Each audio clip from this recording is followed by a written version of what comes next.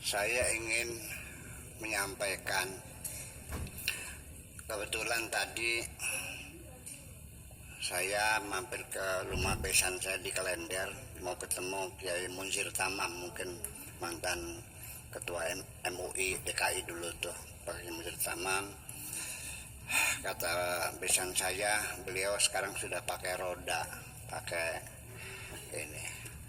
Pak Kiai kok masih tampan aja gitu, cakep aja. Saya bilang alhamdulillah saya masih bisa mengendari mobil sendiri Jakarta Surabaya, masih sanggup saya. Ya gitu, pengen tahu rahasianya enggak?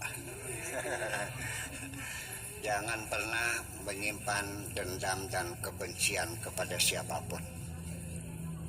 Setuju? Itu aja, udah nggak usah pakai jamu, udah itu aja.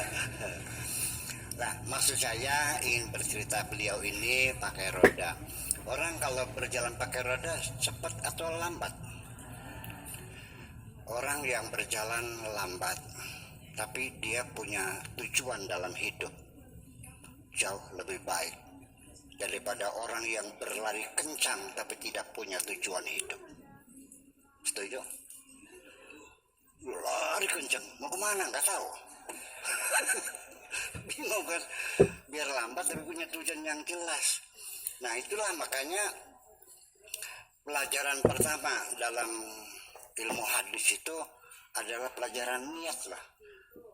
Wa inna malikul limri'in manawa. Orang itu tergantung kepada niatnya, kepada tujuannya. Faman kanat hijratuhu ilallah wa rasulih, kalau dia tujuannya kepada Allah Rasulnya, fa hijratuhu ilallahi wa rasulih, hijrahnya kepada Allah dan Rasulnya. Faman kanat hijratuhu lidunya yusibuha, kalau hijrahnya untuk mendapatkan dunia, awim ratin yang kewa, atau tujuannya untuk mencari perempuan untuk dikawini, fa hijratuhu ila ma hajara ilaih, maka dia akan berhijrah ya sesuai dengan niatnya. Jadi sesungguhnya hidup ini akhirnya tergantung kepada niat kita.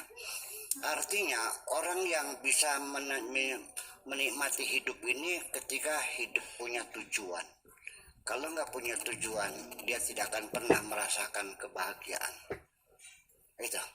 Nah, kemudian sebelum kita bicara lebih jauh, kita pahami niat itu apa sesungguhnya. Niat itu adalah keteguhan hati kita untuk mencapai sesuatu tujuan dalam hidup ini. Ada yang dicita-citakan, ada yang diinginkan, ada yang ditargetkan. Untuk menuju sana tentunya perlu persiapan-persiapan. Kita nggak usah capek-capek. Begitu hati saya besok mau ke Cipinang, ke Bembem, otak saya langsung menginstruksikan seluruh jaringan saraf saya. Betul, dokternya, betul nggak? Secara otomatis langsung diregulasi. Akhirnya baju yang mau dipakai mana, yang belum setrika disetrika, sepatu yang kotor disemir dulu, uang dihitung, betul nggak? Bensin full tank, ban yang tadinya kurang balance dibalance dulu, oli dilihat sudah diganti dulu. Bayangkan 1000 macam tugas diselesaikan dulu untuk tujuan mau ke Jakarta, betul nggak? Jadi tidak mungkin seseorang akan bergerak kalau dia tidak punya tujuan. Nah, kalau orang tidak punya tujuan, kapan dia merasa bahagia? Nggak bakalan. Apa yang disenangi? Sebab sesuatu hidup ini merasa bahagia kalau apa yang kita inginkan berhasil. Disitulah tempatnya kita merasakan kebahagiaan, betul nggak? Kalau orang nggak punya tujuan, apa hasilnya? Nggak ada, memang dengar tujuan kok.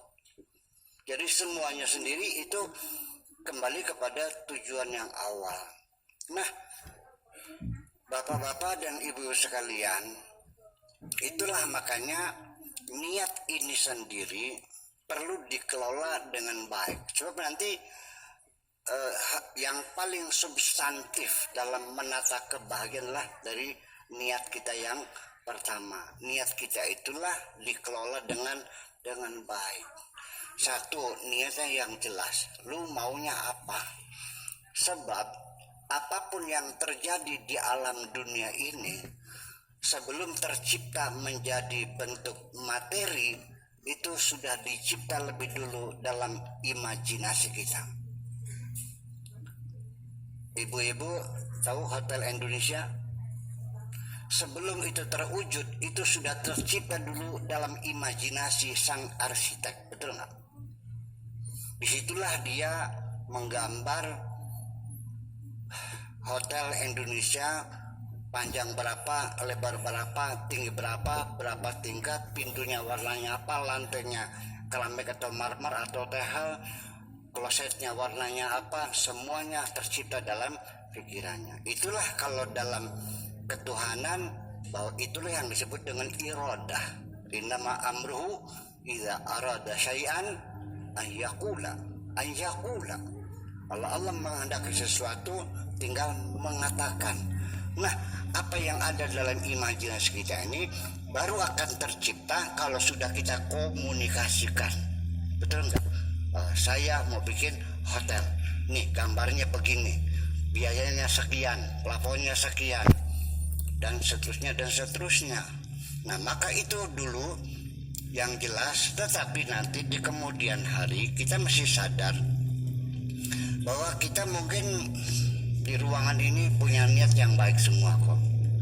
Saya yakin yang ada di mesin ini semuanya punya niat yang baik. Tetapi percayalah, niat baik kita ini belum tentu sampai terakhir niat kita masih utuh baik. Di tengah perjalanan terjadi perampokan. Niat yang baik kita ini dirampok oleh setan. Banyak orang awalnya baik, ujungnya dia lupa, sudah tergeser, ya, diselewengkan oleh setan. Satu contoh sederhana saja, biar kita mengerti bahwa di tengah perjalanan niat kita digeser oleh setan. Pada suatu hari saya menyuruh santri saya bulan puasa menjelang Idul Fitri ingin bikin goreng kacang gawil tuh yang direbus terus kulitnya dilepasin terus dikasih bawang putih sama garam ya, terus juga namanya kacang gawil namanya. Hah? Oh gitu. Kalau itu namanya kacang gawil namanya.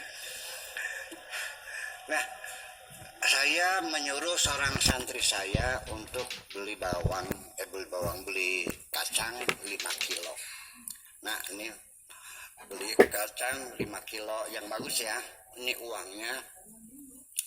Ini buat beli takjilan buat kamu sekalian kan, beli takjilan buat dia, nggak usah. Ini bensinnya nggak usah. Berangkat pakai mobil nih kuncinya nggak usah. Dia berangkat sendiri pakai mobil sendiri, tidak mau dikasih upah sedikit pun. Kacangnya bagus-bagus, susuknya lengkap semuanya. Hebat nggak santri itu? Berkhidmat kepada kiainya. Oke.